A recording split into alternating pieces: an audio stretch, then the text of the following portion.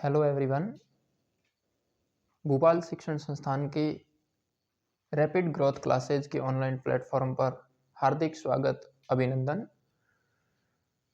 आज हम गणित की एक ऐसी कक्षा के बारे में बात करने जा रहे हैं जो अपने आप में अद्भुत है।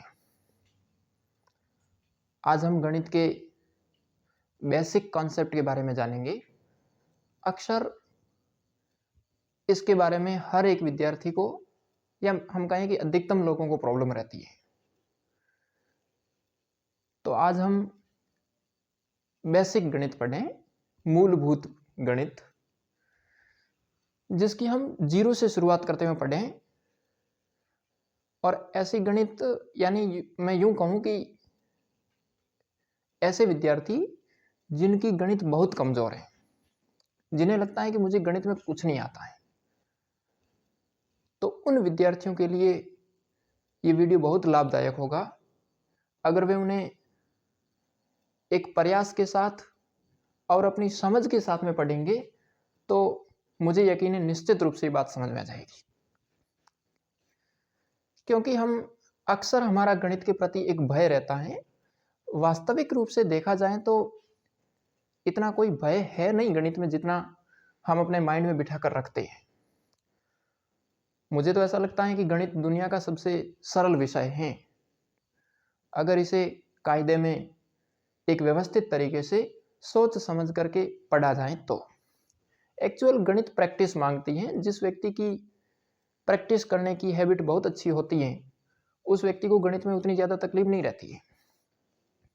हम क्या है, एक्चुअल प्रैक्टिस करने से बचते हैं। हम चाहते हैं कि हमें कोई प्रैक्टिस नहीं करनी पड़े और बिना प्रैक्टिस किए हम उसको सीख जाएं। तो संसार में ये सारी चीज़ें थोड़ी मुश्किल होती है। लेकिन आप मेरे साथ बने रहें। आज मैं, यकीन मानिए, गणित की बिल्कुल जीरो से शुरुआत करते हुए ऐसी चीज़ें समझाऊंगा, निश्चित रूप से समझ में आ जाएगी। पर हमें उसके लिए थोड़ा अभ्यास करना पड़ेगा, थोड़ा प्रयास करना पड़ेगा, निश्चित रूप से समझ जाएंगे। आइए हम बेसिक कॉन्सेप्ट के बारे में बात करें। ये मानते हुए, बिल्कुल जीरो से शुरुआत कर रहे हैं, ये मानते हुए कि दुनिया में पहली बार आज ही पता चला है कि गणित नाम का भी कोई विषय होता है। अगर हम गणित में बात करें तो, और गणित में भी आज हम फर्स्ट ऑफ ऑल पढ़ेंगे संख्याएं, क्योंकि गणित की मूलभूत जड़ ही तो संख्याएं हैं, नंबर्स। क्योंकि सारा खेल यहीं से शुरू हुआ है। और यकीन मानिए, अगर गणित जैसा सब्जेक्ट दुनिया में नहीं होता तो इस दुनिया का भी इतना बड़ा अस्तित्व नहीं रहता, है ना। ये भी दुनिया नहीं रहती अगर गणित नहीं होता तो। संख्याओं के भीतर हमने छोटी कक्षा में पढ़ा है। अक्सर छोटी कक्षा के विद्यार्थी जो 5वीं, 6वीं, 7वीं, 8वीं, इनसे ऊपर की कक्षा का कोई भी विद्यार्थी जिनकी गणित बहुत कमजोर है, तो उनके लिए वीडियो पूरी तरीके से फायदेमंद है। संख्याएं दो प्रकार की मानी जाती है। हम संख्याओं की क्लासिफिकेशन के बारे में पढ़ें। These are divided in two parts that are following. संख्याओं के दो भाग होते हैं, या दो भाग के बारे में हम बात करें। फर्स्ट है वास्तविक संख्याएं, real number.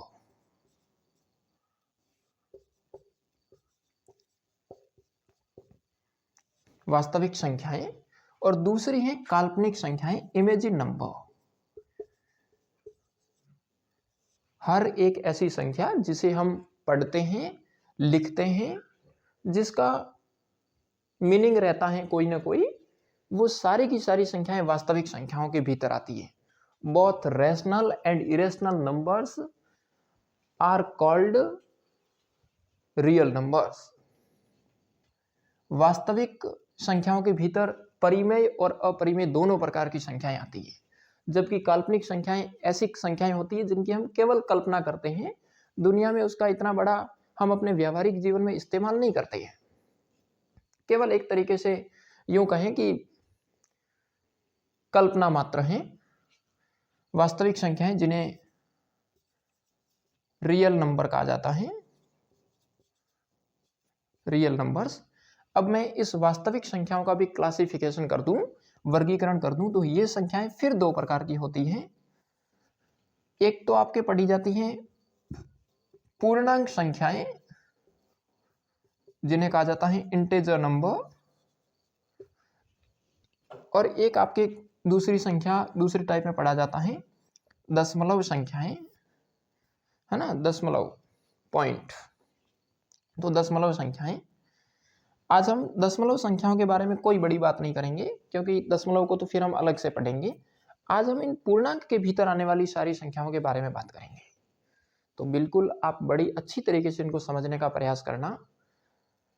These are very easy, but we have need to understand it. आइए देखें, लेट्स स्टार्ट। पूर्णांक संख्याओं की बात करें तो हमने छोटी कक्षाओं में बड़े अच्छे तरीके से पढ़ा है कि पूर्णांक संख्याएं वे संख्याएं होती हैं जिन्हें हम धनात्मक रूप में, ऋणात्मक रूप में और शून्य के रूप में लिखते हैं। मतलब मैं कहूं कि माइनस की संख्याएं, प्लस की संख्याएं और जीरो, ये तीनों की तीनों संख्याएं जो हैं वो आपके पूर्णांक संख्याओं के भीतर गिनी जाती हैं, कही जाती है ना। अब इन पूर्णांक संख्याओं के भीतर कौन कौन सी संख्याएं आती हैं, तो फिर इनका क्लासिफिकेशन अलग अलग है, हम एक एक के बारे में पढ़ेंगे। पूर्णांक संख्याओं में सबसे पहले पढ़ा जाता है पूर्ण संख्याएं। पूर्ण संख्याएं एक तरीके से गणित की शुरुआत यहीं से हो रही है ना। पूर्ण संख्याएं तो पूरा मन लगा करके और पूरा एक समझ बना करके इनके प्रति हम पढ़ेंगे तो निश्चित रूप से सीख जाएंगे। पूर्ण संख्याएं, इनके बाद में इनको कहा जाता है प्राकृत संख्याएं। हम इनके भीतर पढ़ते हैं प्राकृत संख्याएं।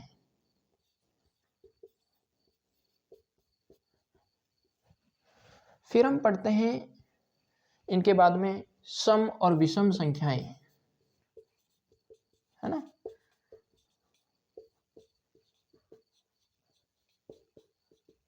सम और विषम संख्याएं, मैं इसके इंग्लिश नाम बता दूं तो पूर्ण संख्या को कहते हैं होल नंबर, इसको कहा जाता है आपके नेचुरल नंबर, और इसको कहा जाता है सम संख्याएं मीन्स इवन नंबर, एंड विषम संख्या को कहा जाता है ऑड नंबर, है ना। और इसके बाद में हमारी अगला टाइप ले लें इसी में, तो आपके भाज्य और अभाज्य संख्याएं, भाज्य व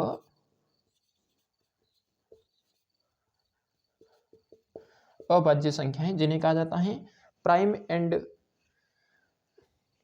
भाज्य संख्याओं को हम कहेंगे कंपोजिट नंबर और अभाज्य को कहेंगे प्राइम नंबर। इनके बाद में इसमें पढ़ लिया जाता है सह अभाज्य संख्याएं। खैर हमें इन संख्याओं को हम आगे लिख लेते हैं, यहाँ पर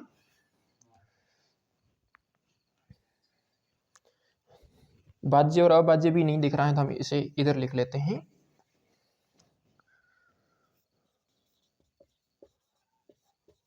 भाज्य व अभाज्य संख्याएं, जिन्हें composite number and prime number. इसके बाद में इसमें पढ़ा जाता है सह अभाज्य संख्याएं।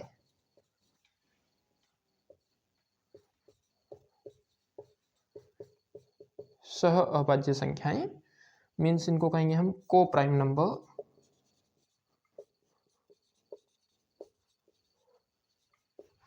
और फिर इसमें हम लास्ट में पढ़ लेते हैं संपूर्ण संख्या, कंप्लीट नंबर।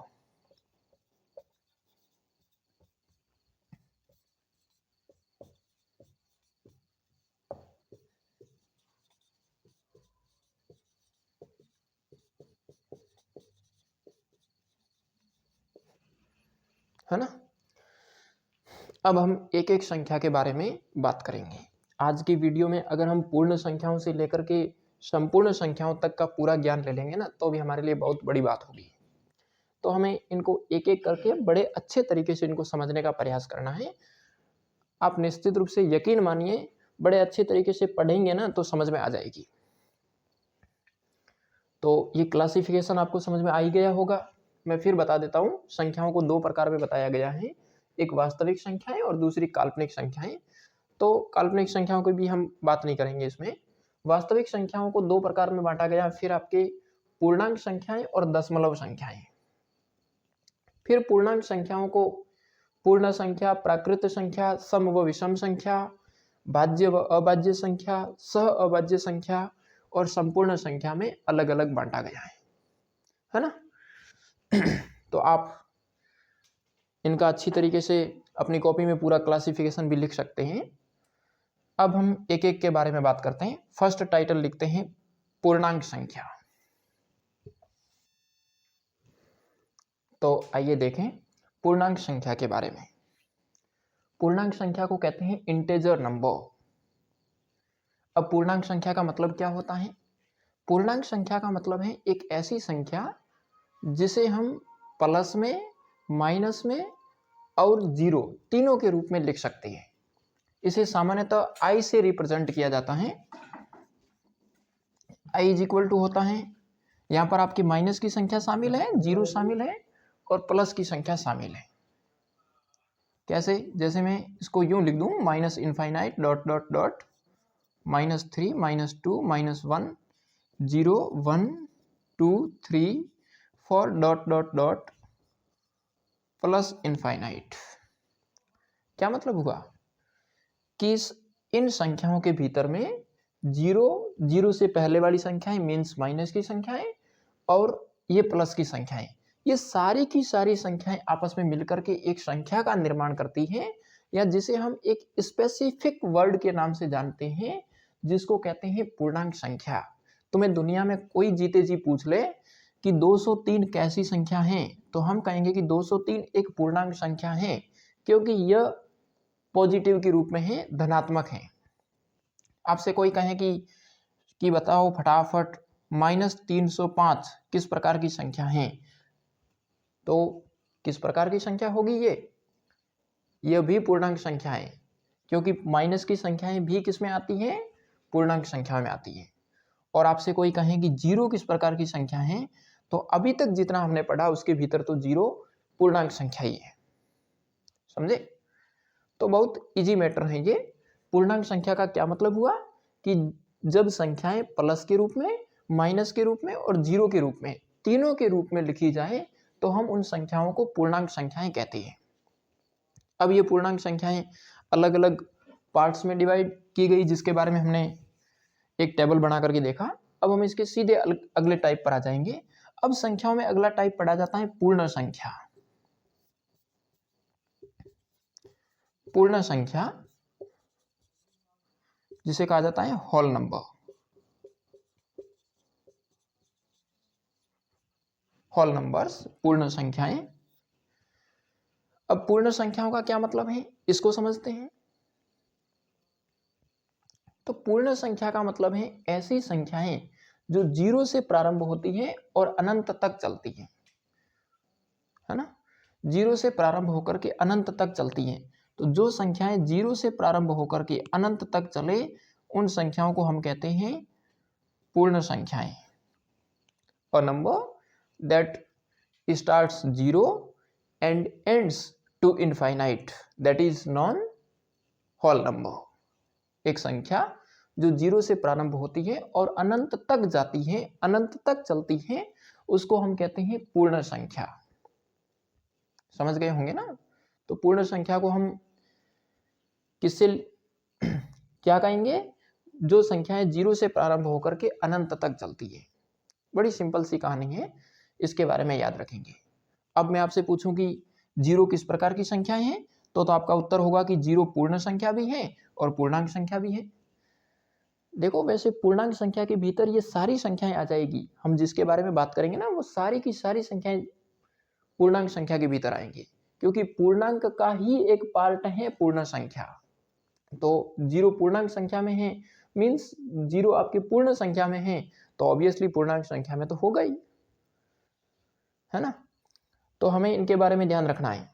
पूर्ण संख्या मीन्स जो जीरो से प्रारंभ होकर के अनंत तक चलती है, उनको हम पूर्ण संख्या कहते हैं।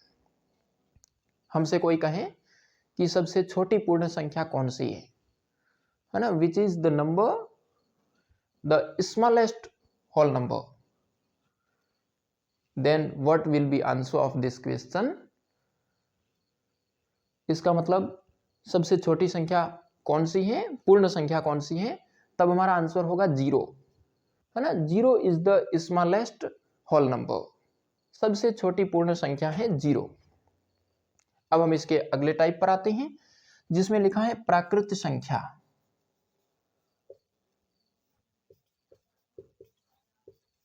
प्राकृत संख्या जिसे कहते हैं नेचुरल नंबर,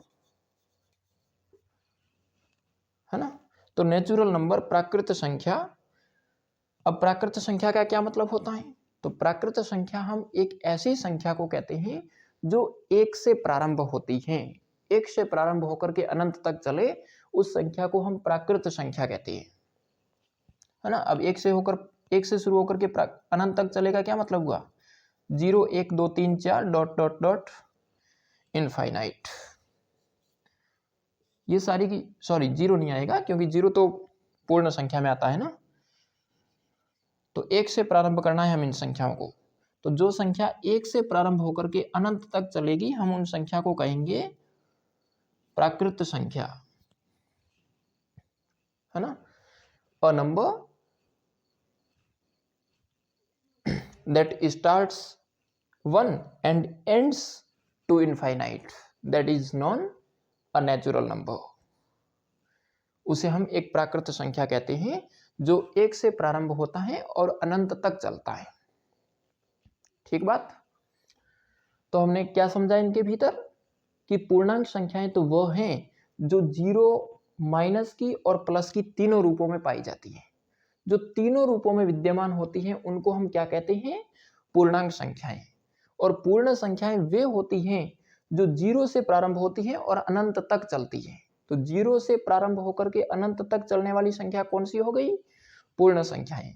और जो संख्या 1 से प्रारंभ होकर के अनंत तक चलती हैं उसे हम कहते हैं प्राकृत संख्याएं। अब हमसे कोई प्रश्न पूछे कि सर बताओ फटाफट, है ना, कि 203 किस प्रकार की संख्या है, तो हम कहेंगे कि 203 एक पूर्णांक संख्या है जिसमें ये पूर्ण संख्या भी है ना।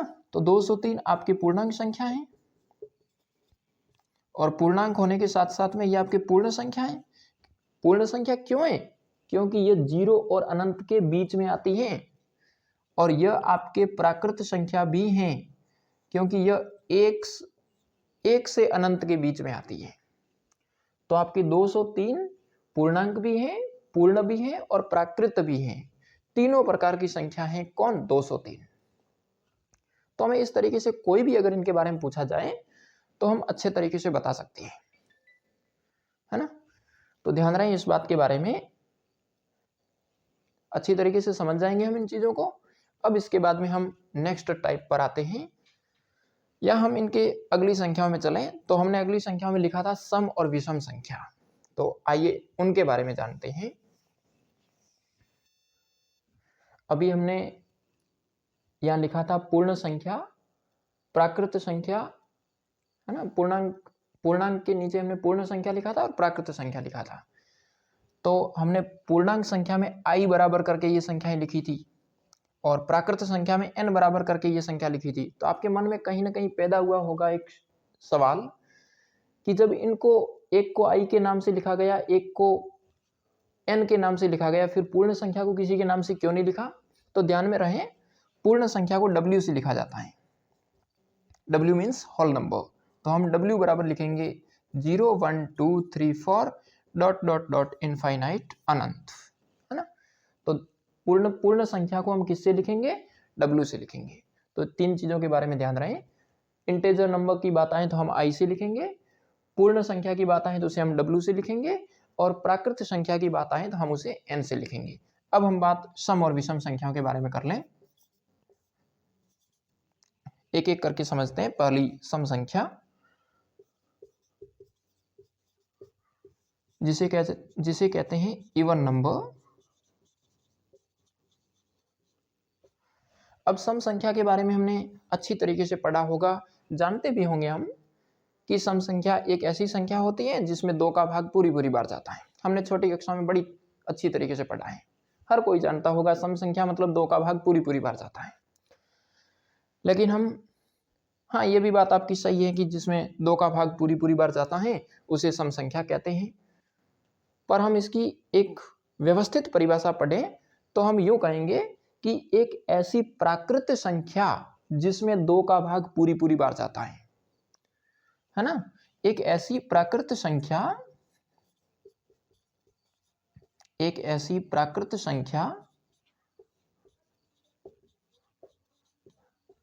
जो 2 से पूर्णतः विभाज्य हो।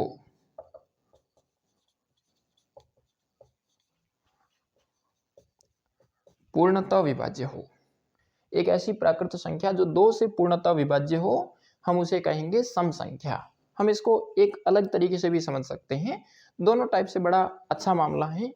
अभी के लिए आप केवल इतना याद रखो कि ऐसी प्राकृत संख्या जो 2 से पूर्णतः विभाज्य हो। क्या मतलब हुआ कि ऐसी प्राकृत संख्या जिसमें 2 का भाग पूरी पूरी बार जाता है। A such natural number that is divisible by 2, that is known as even number, उसे हम सम संख्या कहेंगे, सम संख्या के रूप में जानेंगे जब वह प्राकृत संख्या 2 से पूरी पूरी बार विभाज्य हो। तो हम दुनिया की कोई भी संख्या उठा करके देख लें, हमने फर्स्ट ऑफ ऑल संख्या लिखी 2। अब मुझे एक बात बताओ, 2 में 2 का भाग पूरी पूरी बार जाता है कि नहीं जाता है? बिल्कुल जाता है। तो 2 का भाग 2 में पूरी पूरी बार गया, इसलिए ये 2 क्या हो गई आपके सम संख्या। इसके बाद हम 3 को ले लें। 3 में 2 का भाग पूरी पूरी बार जाता है? नहीं जाता है। जब हम 3 में 2 का भाग देते हैं तो एक शेषफल बच जाता है, मतलब भाग पूरी पूरी बार नहीं गया। जब भाग पूरी पूरी बार नहीं गया तो फिर वो सम संख्या हुई नहीं। खैर हम 3 के बाद आगे चलें तो 4 को चेक करें। 4 में 2 का भाग पूरी पूरी बार जाता है? बिल्कुल जाता है। तो 4 क्या हो गई? सम संख्या। इसी तरीके से 5 में 2 का भाग पूरी पूरी बार नहीं जाएगा, 6 में जाएगा, तो 6 क्या हो गई? सम संख्या। फिर 8 में 2 का भाग पूरी पूरी बार जाएगा, फिर 10 में 2 का भाग पूरी पूरी बार जाएगा, फिर 12 में 2 का भाग पूरी पूरी बार जाएगा, फिर 16 में, फिर 18 में, और इस तरीके से पूरी की पूरी संख्या क्या है आपके? अनंत तक चलती रहती है। समझे? तो हम कहें कि ऐसी संख्या जिसमें 2 का भाग पूरी पूरी बार जाता है, उन सारी संख्याओं को हम सम संख्या कहेंगे। जैसे 2, 4, 6, 8, मतलब दुनिया की हर एक संख्या जिसमें 2 का भाग पूरी पूरी बार जाना चाहिए, हम उन संख्याओं को किस रूप में जानेंगे? सम संख्या के रूप में। समझे? तब तो फिर आप कहेंगे कि फिर तो सर हम जो 2 का पहाड़ा लिखते हैं वो पूरा का पूरा 2 से ही तो विभाज्य है, तभी तो वो पहाड़ा बना है। बिल्कुल साफ बना है। अब मैं आपको एक गजब बात बताता हूं। इसके भीतर पहाड़ा लिखते हैं तो ये हमारा 2 की टेबल हुई।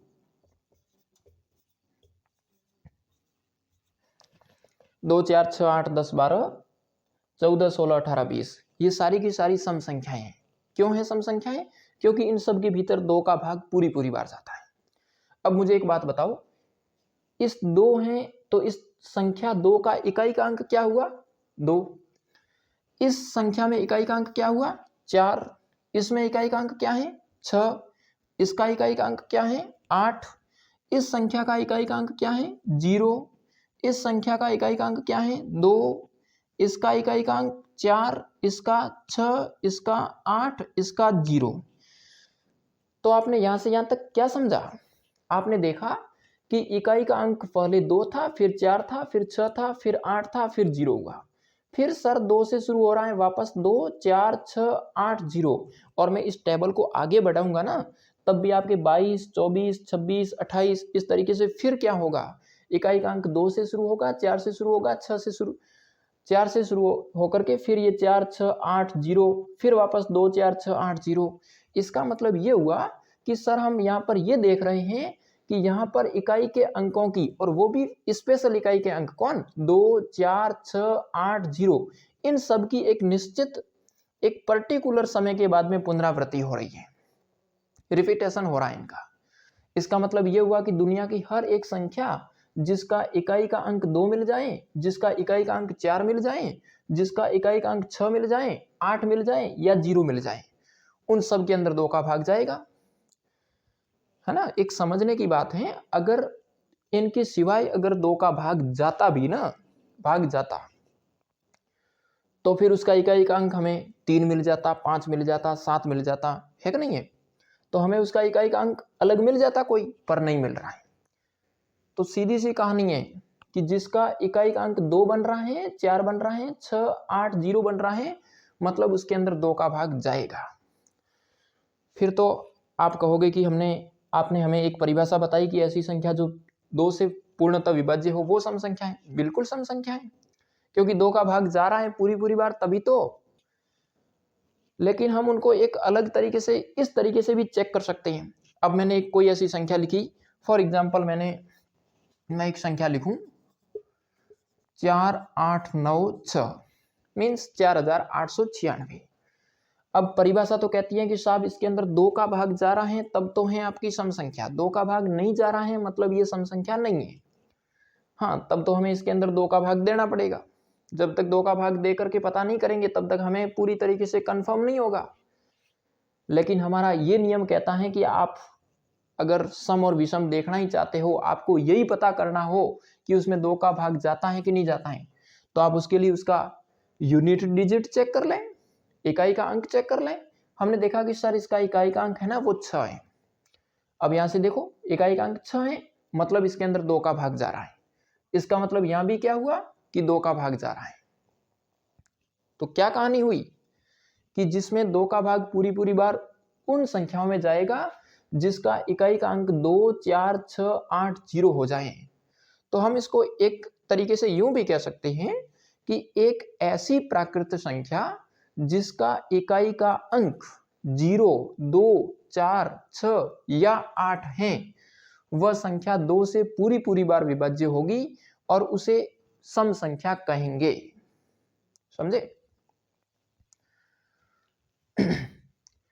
तो अगर हम यहां तक की बात को समझ गए तो फिर हमारे लिए बहुत इजी मेथड हो जाएगा ये, क्योंकि हमें यही चीज तो सीखनी है यहां पर।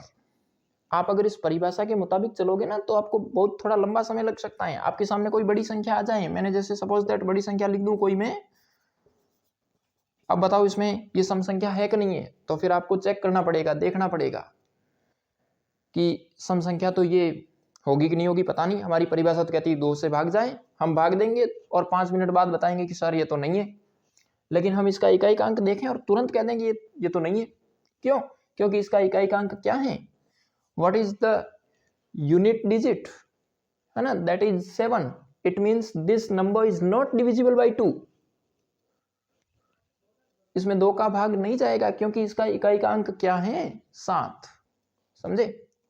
तो हम इस मेथड से बड़े अच्छे तरीके से पता कर सकते हैं। वैसे हम भाजकता के नियम जब पढ़ेंगे ना तो उसके भीतर ये सारी चीजें पढ़ेंगे, पर हम सम संख्या में भी यूं कह सकते हैं, तो हमारे लिए सम संख्या को पहचानना बड़ा सरल काम हो जाएगा।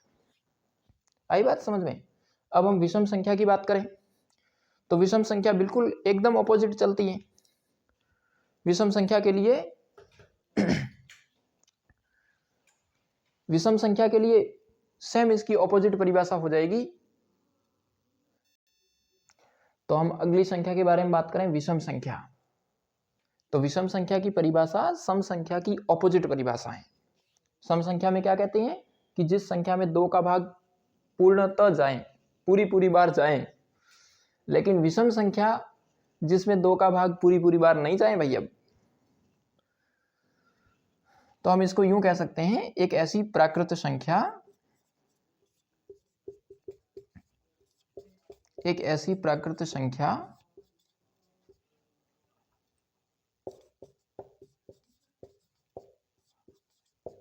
जो 2 से पूर्णतः विभाज्य नहीं हो, 2 से पूर्णतः विभाज्य नहीं हो।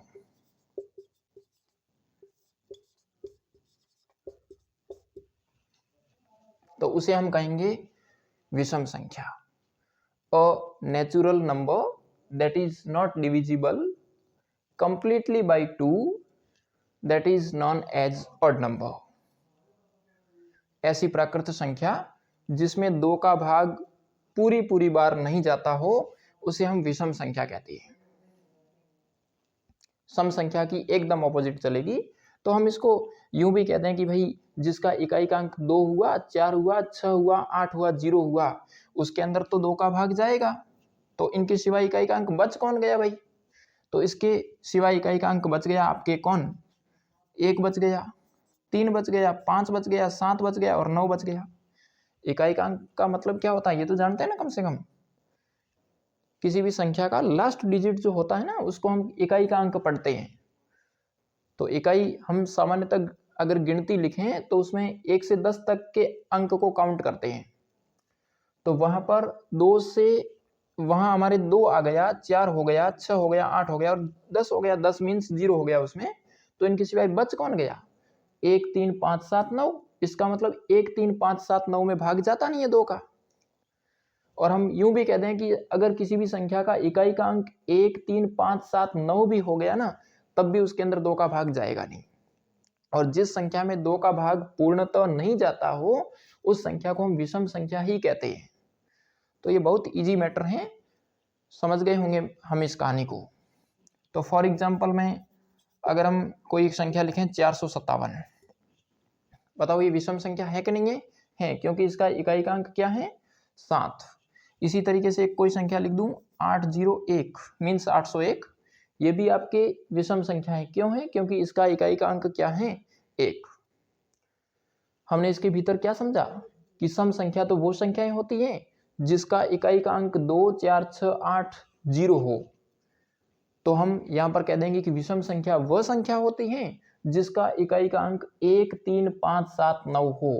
तो ऐसी स्थिति में हमें संख्याओं को पहचानने में तकलीफ नहीं आती है। हमारे सामने कोई भी संख्या लिखें हम 1 सेकंड 2 सेकंड के भीतर कह देंगे कि ये संख्या सम है कि विषम है। नहीं तो हम अगर इस भाग वाले मैटर पर चलेंगे तो फिर हमें भाग दे करके पता करना पड़ेगा और भाग देंगे तो टाइम लगना स्वाभाविक है, समझे? तो आज की कक्षा में हम यहाँ तक ही चला पाएंगे क्योंकि थोड़ा लंबा वक्त हो गया है, समय का भी अभाव है।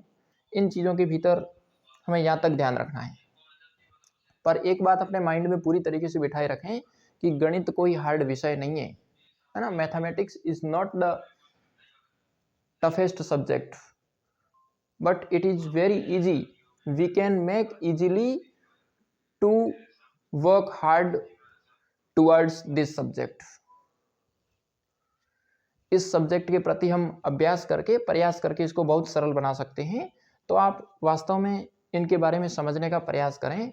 इसको हम बिल्कुल अगर अच्छी तरीके से पढ़ने का प्रयास करें तो हमारे लिए हो जाएगा। बड़ा इजी सब्जेक्ट है, आराम से हो जाएगा। तो आज के हमने इस वीडियो में जो चीज़ें पढ़ी इन चीज़ों को आप अच्छी तरीके से याद रखोगे। इनके आगे की चीज़ों को हम कल की कक्षा में आगे बढ़ाएंगे, है ना। तो आज के लिए इतना ही। धन्यवाद, गुड नाइट, बहुत बढ़िया।